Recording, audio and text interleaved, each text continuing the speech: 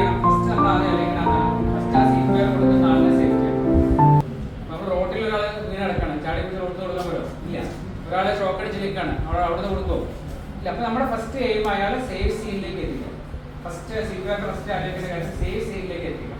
അപ്പൊ safe scene എന്ന് പറഞ്ഞു കഴിഞ്ഞാൽ എന്താണ്? നമ്മളിപ്പോൾ ഒരു ഷോക്ക് അടിച്ചിരിക്കുന്ന ഒരാളാണെങ്കിൽ നമ്മൾ എന്ത് ചെയ്യണം? ഒന്നെങ്കിൽ മെയിൻ സ്വിച്ച് ഓഫ് ആക്കാൻ പറ്റില്ല, അത് ആദ്യം ഓഫാക്കിയതിന് ശേഷം മാത്രമേ ഇതിലേക്ക് കിടക്കാൻ പാടുള്ളൂ.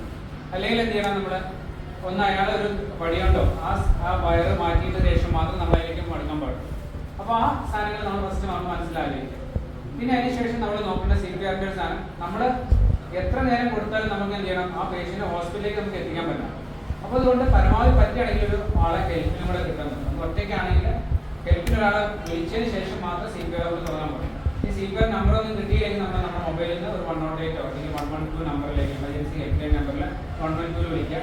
അല്ലെങ്കിൽ 108 ആംബുലൻസിനെങ്കിലും വിളിച്ചതിന് ശേഷം ഒരു പരിചയ ആംബുലൻസ് വിളിച്ചതിന് ശേഷം നമ്മൾ CPR കൊടുക്കണം. പക്ഷെ അത് വളരെ ഡിലേ ആവാനും പാടില്ല. പെട്ടെന്ന് നമ്മൾ ഹെൽപ്പിന് ആളെ വിളിക്കുക, അല്ലെങ്കിൽ നമ്മൾ അത് കണ്ടിന്യൂ ചെയ്തുകൊണ്ടേ ഇരിക്കും. പിന്നെ നമ്മൾ അസസ് ചെയ്യേണ്ട കാര്യങ്ങൾ ഒന്നാണ് ഫസ്റ്റ് CAB എന്നുള്ള സാധനങ്ങൾ ആലോചിക്കുക. CAB. C എന്ന് പറഞ്ഞാൽ സർക്കുലേഷൻ, A എന്ന് പറഞ്ഞാൽ എയർവേ, B എന്ന് പറഞ്ഞാൽ ബ്രീത്തിങ്. അതാണ് CPRന്റെ നമ്മൾ ഫസ്റ്റ് കാര്യങ്ങൾ അറിയേണ്ടത്. C circulation, A airway, B breathing. Circulation എന്ന് പറഞ്ഞാൽ എന്താണ്? നമ്മുടെ ഹൃദയം അടിച്ചിട്ട് ബാക്കി ഭാഗങ്ങളിലേക്ക് രക്തം എത്തുന്നുണ്ടോ എന്നുള്ളതിന്റെ കാര്യമാണ് സർക്കുലേഷൻ നമ്മൾ പറയുന്നത്. അപ്പോൾ സർക്കുലേഷനിൽ നമ്മൾ ഫസ്റ്റ് നമുക്ക് നോക്കാൻ പറ്റുന്നതാണ് പൾസ് ആണ്. നമുക്ക് നോക്കാൻ പറ്റുന്നത് നമ്മുടെ ഹൃദയം നമ്മൾ നോക്കാൻ സെറ്റൊന്നും നമ്മുടെ കയ്യിൽ ഉണ്ടാവില്ല.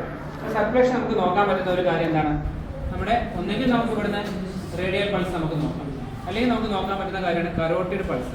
കരോട്ടിഡ് പൾസ് എന്ന് പറഞ്ഞു കഴിഞ്ഞാൽ നമ്മുടെ ഈ മസിലില്ലേ, സ്റ്റേഡക്ലിഡ മാസ്റ്റേഡ് എന്ന് പറയുന്ന ഈ മസിൽ, ഈ കഴുത്തിലെ മസിൽ, അതിന്റെ തൊട്ട് ഇടതുവശത്തായിട്ടായിരിക്കും നമുക്ക് ഇവിടുന്ന് കിട്ടുക, കുറച്ച് ഏകദേശം അടുത്തായിട്ട്. അല്ലെങ്കിൽ നമുക്ക് മനസ്സിലാവാൻ ബുദ്ധിമുട്ടുണ്ടെങ്കിൽ നിങ്ങൾ എന്ത് ചെയ്യാം? നമ്മുടെ ഈ ആദം സാപ്പ് എന്ന് പറയുന്ന സാധനത്തിന്റെ ഇവിടുന്ന് കുറച്ചൊന്ന് ലാറ്ററിലേക്ക് പോവാം. ലാറ്ററൽ പറയാൻ കുറച്ച് ഈ സൈഡിലേക്ക് ഇങ്ങനെ പോയി കഴിഞ്ഞാൽ ഈ മസിൽ എത്തുന്നതിന് മുമ്പ് നമുക്ക് ഇടതുവശത്ത് ഫീൽ ചെയ്താൽ നമ്മുടെ കരോട്ടിഡ് പൾസ് കിട്ടും. അപ്പോൾ കരോട്ടിഡ് പൾസ് നമ്മൾ നോക്കി കഴിഞ്ഞിട്ട് നമുക്ക് എന്ത് ചെയ്യാൻ പറ്റും? ആ കരോട്ടിഡ് പൾസിന്റെ റേറ്റ് നമുക്ക് നോക്കാം. നമുക്ക് 1 മിനിറ്റ് നോക്കാൻ നമുക്ക് സമയമില്ല. നമുക്കറിയാം ആവറേജ് ആയിട്ട് ഒരാളുടെ ഹാർട്ട് റേറ്റ് എന്ന് പറഞ്ഞാൽ എത്രയാണ്? 60 മുതൽ 100 വരെയാണ് നമ്മുടെ ആവറേജ്. 72 ആണ്. 60 മുതൽ 100 വരെയാണ് നമ്മുടെ നോർമൽ ആയിട്ട് ഒരു ഹാർട്ട് റേറ്റ് വരാം. ഭയങ്കര സ്പോർട്സ്മാൻ ഒക്കെ ആയിട്ടുള്ള ആളുകൾക്ക് ചിലപ്പോൾ 50-60 ചിലപ്പോൾ നിൽക്കാം. അപ്പോൾ അതിൽ നമുക്ക് നിൽക്കുന്നുണ്ടെങ്കിൽ നമുക്ക് എന്ത് പറയാൻ പറ്റും? നമുക്ക് ഒരാളുടെ പൾസ് റേറ്റ് നമുക്ക് ഒരു 6 സെക്കൻഡ് അല്ലെങ്കിൽ 5 സെക്കൻഡ് നോക്കാം. പൾസ് 5 സെക്കൻഡ് നോക്കാം. 5 സെക്കൻഡ് നോക്കുന്നെങ്കിൽ നമ്മൾ എന്തുകൊണ്ട് മൾട്ടിപ്ലൈ ചെയ്യണം? ഒരു 12 മൾട്ടിപ്ലൈ ചെയ്യും. അല്ലെങ്കിൽ 6 സെക്കൻഡ് നോക്കുകയാണെങ്കിൽ ഒരു 10 മൾട്ടിപ്ലൈ ചെയ്യും. അപ്പോൾ നമുക്ക് അറിയാൻ പറ്റും അയാളുടെ ഹാർട്ട് റേറ്റ് എത്രയും നോക്കാം. മനസ്സിലാവും? നമുക്ക് 1 മിനിറ്റ് നോക്കാനുള്ള സമയം ഇല്ലാത്തതുകൊണ്ട് ഞാൻ പറഞ്ഞത് ഒരു 6 സെക്കൻഡ് നോക്കിയിട്ട് നമ്മൾ 10 മൾട്ടിപ്ലൈ ചെയ്യും. അപ്പോൾ നമുക്ക് ഹാർട്ട് റേറ്റ് നമുക്ക് നോക്കി. ഒരാളുടെ ഹാർട്ട് റേറ്റ് 50 താഴെയാണ് നമ്മൾ നോക്കുമ്പോൾ കാണുന്നത്. അപ്പോൾ നമുക്ക് എന്താ അർത്ഥം? ആ പേഷ്യന്റ് അയാൾ സിങ്ക് ചെയ്തുകൊണ്ടിരിക്കണം, പേഷ്യന്റ് ബോധം പോയിക്കൊണ്ടിരിക്കുകയാണ്. അപ്പോൾ നമുക്ക് എന്ത് ചെയ്യേണ്ടി വരും? ആ പേഷ്യന്റ് ചിലപ്പോൾ നമുക്ക് ഒരു കാർഡിയക് CPR കൊടുക്കേണ്ടി വരും. പിന്നെ നമുക്ക് പറയേണ്ട ഒരു കാര്യം എന്താണ്? പിന്നെ നമുക്ക് അറിയേണ്ടത് അയാളുടെ എയർവേ. എയർവേ എന്ന് പറഞ്ഞു കഴിഞ്ഞാൽ നമ്മുടെ മൂക്ക് മുതൽ വായ മുതലുള്ള ഭാഗങ്ങൾ. അപ്പോൾ ചിലപ്പോൾ ചിലർ അപസ്മാരം അടിച്ചിട്ടുണ്ടെങ്കിൽ കിടക്കുക. അപ്പോൾ അയാളുടെ എന്ത് ചെയ്യണം? അയാൾക്ക് എന്ത് ചെയ്യണം? നമ്മൾ അപസ്മാരം അടിച്ചുകൊണ്ടിരിക്കാൻ എന്ത് ചെയ്യണം? അയാൾ ഒന്നെങ്കിൽ ഏതെങ്കിലും ലെഫ്റ്റ് സൈഡിലേക്ക് ചെരിഞ്ഞെടുക്കുക. നേരെ എടുത്തു കഴിഞ്ഞാൽ എന്തുണ്ടാവും? അത് തരിപ്പിലേക്ക് പോകും. ഒന്ന് ചെരിച്ച് കിടക്കുക. അല്ലെങ്കിൽ നമ്മുടെ ടവൽ ഉണ്ടെങ്കിൽ നമുക്ക് എന്ത് ചെയ്യാൻ പറ്റും? ടവൽ ഉണ്ടെങ്കിൽ നമ്മൾ ആ ടവൽ കൊണ്ട് അതൊന്ന് ക്ലിയർ ചെയ്ത് കൊടുക്കുക. കാരണം എങ്കിൽ മാത്രമേ അയാൾക്ക് ശ്വാസം എടുക്കാൻ പറ്റുള്ളൂ. എയർവേ ക്ലിയർ ചെയ്തുകൊണ്ടിരിക്കും. പിന്നെ അതിന് ശേഷം നമുക്ക് എന്ത് ചെയ്യാം? ബ്രീത്തിങ് നമുക്ക് എങ്ങനെ നോക്കാൻ പറ്റാം? എങ്ങനെ നമുക്ക് മനസ്സിലാവാം? ഒരാളുടെ ശ്വാസം ഉയർന്നു താന്നിരിക്കും അല്ലേ? മാഷ നല്ല സ്ട്രൈറ്റ് ആയിട്ട് മാഷ ശ്വാസം എടുത്ത്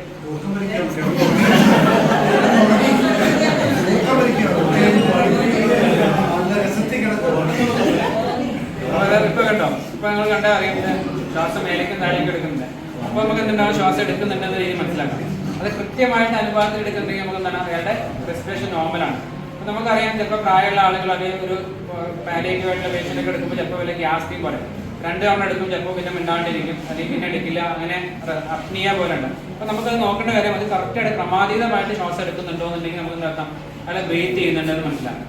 അപ്പോൾ നമ്മുടെ ഈ 3 കാര്യങ്ങൾ നമ്മൾ ഫസ്റ്റ് അസസ് ചെയ്യണം. ഒന്ന് പൾസ് നമ്മൾ അസസ് ചെയ്യണം, എയർവേ അസസ് ചെയ്യണം, ബ്രീത്തിങ് അസസ് ചെയ്യണം.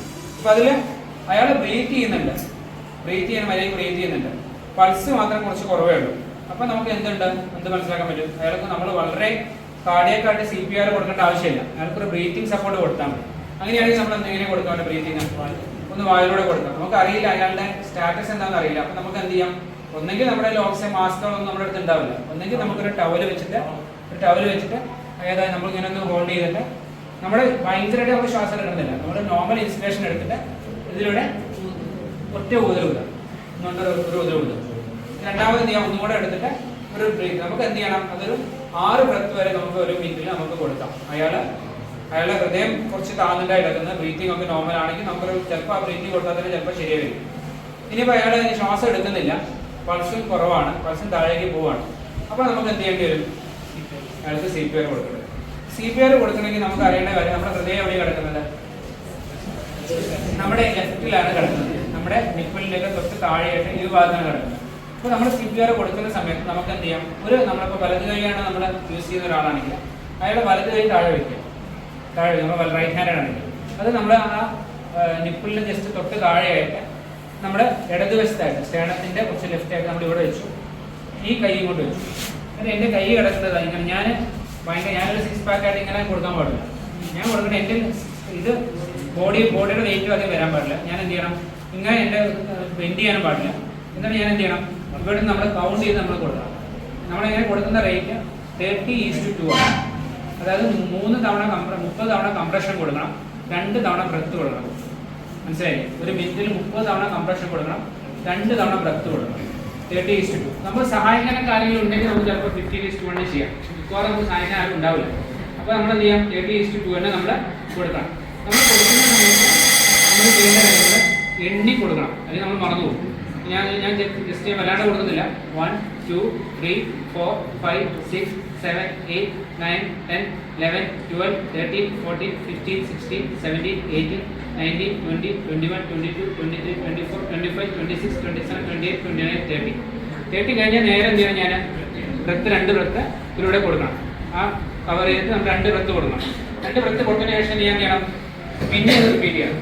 അത് ഒരു മിനിറ്റിനുള്ളിൽ ഈ കാര്യങ്ങൾ ഫുള്ള് ചെയ്യണം. അതുകൊണ്ട് നമ്മൾ പെട്ടെന്ന് ഫാസ്റ്റ് നമ്മൾ ചെയ്യണം. ഇവിടെ ഭയങ്കര സ്ലോ ആയിട്ട് അതിനായിട്ട് കാര്യമില്ല, എങ്കിൽ മാത്രമേ ഹൃദയം വെക്കുള്ളൂ. അങ്ങനെ 5 സൈക്കിൾ ഞാൻ റിപ്പീറ്റ് ചെയ്ത് എന്ത് ചെയ്യണം, അവരുടെ റിയസസ് ചെയ്യണം. ഒന്ന് പൾസ് റിയസസ് ചെയ്യണം, ബ്രീത്തിങ് റിയസസ് ചെയ്യണം. കാരണം അത് കയറിയിട്ടുണ്ടെങ്കിൽ ഇപ്പോൾ 50-ന് മേലെ പൾസ് 60 70 90 ഒക്കെ ആയിട്ട് നമുക്ക് അവർ ഹെൽപ്പ് കിട്ടുന്നവരെ നമ്മൾ ചെയ്യണം, അത് ചെയ്തുകൊണ്ടിരിക്കും. അതുകൊണ്ടാണ് ഞാൻ ഫസ്റ്റ് പറഞ്ഞത്, ഫസ്റ്റ് നമ്മൾ ഒരാളെ ഹെൽപ്പ് വിളിക്കണം. കാരണം 5 എണ്ണം കഴിയുമ്പോൾ നമ്മൾ ചെയ്യണം. കാരണം പിന്നെ നമ്മൾ ചെയ്യേണ്ടത് വെച്ചാൽ ഒരാളുടെ ഇന്ന് നിൽക്കുന്ന സമയത്ത് അയാളുടെ നമ്മുടെ ഹൃദയത്തിനെ ഈ ചെസ്റ്റിനെ ഒരു 1/3 താഴ്ത്താൻ പറ്റണം. നമ്മൾ കൊടുക്കുന്ന കംപ്രഷൻ ഞാനിത്ര ഭയങ്കര പ്രഷറിൽ മനുഷ്യരെ വെച്ചിട്ടില്ല. കുറച്ച് താഴ്ത്തുമ്പോൾ കുറച്ചും കൂടെ താഴും. ഒരു പ്രഷർ 1/3 അവരുടെ ഹൃദയം കുറച്ച് ഈ ഭാഗം കുറച്ച് താഴാൻ വേണ്ടിയിട്ട് പറ്റണം നമ്മൾ CPR കൊടുക്കുമ്പോൾ. വളരെയായിട്ട് നമ്മൾ 6 പാക്കൊക്കെ മറ്റേ ജയറാമിന്റെ സിനിമ ഉണ്ടല്ലേ, 6 പാക്ക് ദിവസം കൊടുക്കുമ്പോൾ അത് എല്ലാ വാരിയൊക്കെ കുട്ടി പത്ര പ്രശ്നങ്ങൾ കൊടുക്കാനും പാടില്ല, ആ രീതിയിൽ അവിടെ കൊടുക്കാനും പാടില്ല. ഈ കുട്ടികളാണ് വിചാരിക്കുക, കുറച്ച് വലിയ കുട്ടികളാണ്, വലിയ കഴിയുന്നില്ലെങ്കിൽ നമുക്ക് എന്ത് ചെയ്യാം, ഇതേ പ്രശ്നം കൊടുക്കേണ്ട ആവശ്യമില്ല. നമ്മൾ ഈ കൈ നമ്മൾ എന്ത് ചെയ്താൽ മതി, ഇങ്ങനെ ആക്കിയാൽ മതി. 1 2 ഇങ്ങനെ വെച്ചാൽ മതി. ചെറിയ കുട്ടികളൊക്കെ ആണെങ്കിൽ ഇങ്ങനെ വെച്ചാൽ മതി. ട്യൂബോളൊക്കെ ആണെങ്കിൽ ചെറിയ കുട്ടികളൊക്കെ ആണെങ്കിലും ഈ വിരലിൽ വെച്ചാൽ മതി. അങ്ങനെ കംപ്രസ് ചെയ്താലും മതി. അപ്പോൾ നമ്മൾ ചെറിയ കുട്ടികളൊക്കെ ആണെങ്കിൽ ലീനൊക്കെ ആയിട്ടാണെങ്കിൽ നമുക്ക് ഇത് ഇങ്ങനെ മാത്രം ചെയ്താലും മതി. പക്ഷേ ഇങ്ങനെ നമ്മുടെ വെയിറ്റിലേക്ക് വരും. നമ്മൾ കൊടുക്കുന്ന ഈ പ്രഷർ മാത്രമേ ഇതിലേക്ക് വരാൻ പാടുള്ളൂ. എന്നിട്ട് ആ പേഷ്യൻറ്റിനെ അവർ ആംബുലൻസ് എത്തുന്നവരെ അല്ലെങ്കിൽ അടുത്ത ഹോസ്പിറ്റലിലേക്ക് എത്തുന്നവരെ നമ്മൾ എന്ത് ചെയ്യണം, അത് കൊടുക്കണം. അതിനെ പറയുന്ന പേരാണെന്ത്, കാർഡിയോ പൾമണറി റിസസിറ്റേഷൻ. അപ്പോൾ അതിൽ നമ്മൾ ആലോചിക്കേണ്ട 3 കാര്യങ്ങളുണ്ട്. ഒന്നെന്താണ്, നേരത്തെ പറഞ്ഞ പോലെ സർക്കുലേഷൻ, എയർവേ, ബ്രീത്തിങ്. പിന്നെ നമ്മൾ എന്ത് ചെയ്യുക, പൾസ് ഫീൽ ചെയ്യുക. പിന്നെ നമ്മൾ ഒരു 6 സെക്കൻഡ് നമ്മൾ കൗണ്ട് ചെയ്തതിന് ശേഷം നമ്മൾ മൾട്ടിപ്ലൈ ചെയ്യുക. പിന്നെ നമ്മുടെ റെസ്പിറേഷൻ നമ്മൾ നോക്കുക. പൾസ് ഒരു 50-നൊക്കെ താഴെ എന്തെങ്കിലും മാത്രം നമ്മൾ എന്ത് ചെയ്യാം, പല കുറവാണെങ്കിൽ നമ്മൾ CPR കൊടുക്കാം. റെസ്പിറേഷനും ഇല്ലാന്നുണ്ടെങ്കിൽ നമുക്ക് എന്തായാലും CPR കൊടുത്ത് ആ പേഷ്യന്റിനെ ഒരു ഹെൽപ്പ് എത്തുന്നവരെ നമ്മൾ ചെയ്തുകൊണ്ടിരിക്കും. അതാണ് നമ്മൾ ചെയ്യേണ്ടത്. ഇനിയിപ്പോൾ വല്ല ഡ്രൗണിങ് അതേപോലെ അപസ്മാരമൊക്കെ അടിച്ചൊക്കെ ആണെങ്കിൽ നമ്മൾ എന്ത് ചെയ്യേണ്ടത്, ആദ്യം നമ്മൾ എന്ത് ചെയ്യേണ്ടത്, ഭയങ്കര ഫ്ലോത്തിങ് ആയിരിക്കും അല്ലേ, നമ്മൾ ചെരിച്ച് കിടത്തിയിട്ട് അവരെ തിരക്കിലേക്ക് പോകാത്ത രീതിയിൽ നമ്മൾ ചെരിച്ച് കിടത്തിയതിന് ശേഷം ആ എയർവേ ക്ലിയർ ചെയ്തതിന് ശേഷം മാത്രമാണ് നമ്മളിത് അറ്റംപ്റ്റ് ചെയ്യേണ്ടത്. പിന്നെ ഷോക്ക് അടിച്ചിരിക്കുന്ന സ്ഥലമൊക്കെ ആണെങ്കിൽ അവിടുന്ന് അയാളെ സേഫ് പ്ലേസിലേക്ക് മാറ്റിയിട്ടാണ് നമ്മൾ ചെയ്യേണ്ടത്. അപ്പോൾ ഇത് നമുക്ക് ചെയ്യാൻ പറ്റുകയാണെങ്കിൽ മിക്കവാറും ആളുകളിൽ നമുക്ക് അവരെ രക്ഷിക്കാൻ വരുന്ന സാധനങ്ങളെ പറ്റും. അപ്പോൾ